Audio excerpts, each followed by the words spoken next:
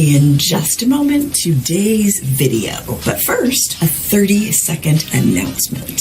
What if the secret to living your best life is realizing that you're not fighting the world, you're fighting yourself? We are inviting you to get deep with our free 7-day self-love challenge, compliments of our intuitive arts and self-growth school, Zen Academy, where we feature a huge catalog of courses and certifications to help you constantly improve yourself in your self-growth and as an intuitive arts professional. Click the link to find out more and get started today. And now, on to today's video. I want to talk today about the paradox of spirit. Okay, we're going to go a little deep today. Each of us has a spiritual self that animates our physical body and infuses our thoughts and feelings, right? Kind of collide, the spirit and the physical life kind of collide and infuses our thoughts and feelings. But our language is limited to the world we know for coming up with descriptions of something that we just can't fully comprehend with the human mind, and that is the spirit.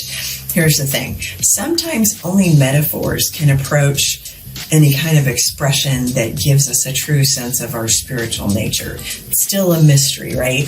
The paradox lies in opposing concepts, all of which are true at the same time. And this is what's hard for us. We're both physical and spirit at the same time. So here's the crazy part, though. By harmonizing those opposites, we begin to know the wonders of the spirit. The self itself is not small or big, but it is both at the same time. That's what blows our minds, right?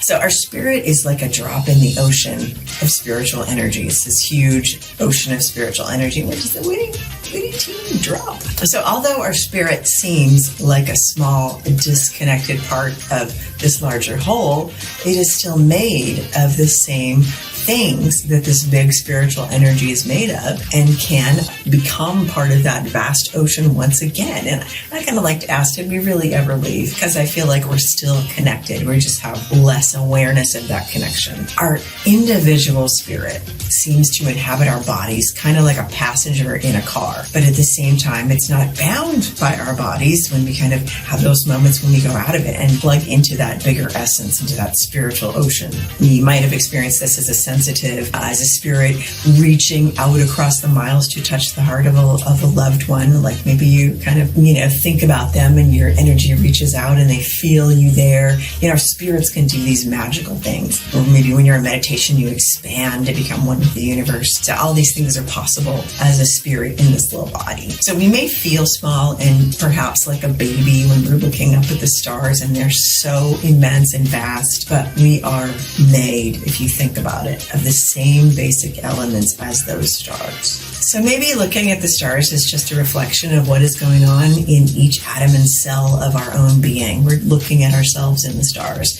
We're kind of a universe within a universe as beings. Our spirits are ever renewing themselves, and they're also ageless and they're eternal. So the self is not new or old. It's kind of both at once. We're like always becoming a new person. We have the opportunity to become new every day. So the spiritual self is not small or big or new or old. We may experience life as good and bad, as right and wrong, as happy and sad, but this is the experience of the material world of duality. It's not the truth of our spiritual nature. So by going within ourselves to touch that eternal and changeless energy at our center, we can go beyond those contrasting metaphors that don't quite make sense to the experience of oneness, because the only way we can truly make sense of it is within our own experience as we experience the oneness. But then explaining it to someone, we get in trouble. It's really hard to say what that is. But in that connection for ourselves, we can know big and small, new and old, movement and stillness, all of those opposing opposites, and they're all the same. It's all part of you. So by accepting the paradox of spirit, we open ourselves to the fullness of our own being.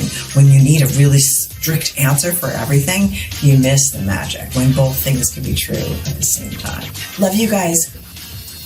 Just a reminder to take a moment and smash that subscribe button, and don't forget to sign up for our free 7-day self-love challenge. Compliments of Zen Ed Academy, where it has never been easier than right now to get comprehensive PhD-backed education to improve your life and to get professionally certified in your intuitive arts career. Mediumship, tarot, self-growth. Thanks for watching, and we will see you in the next video.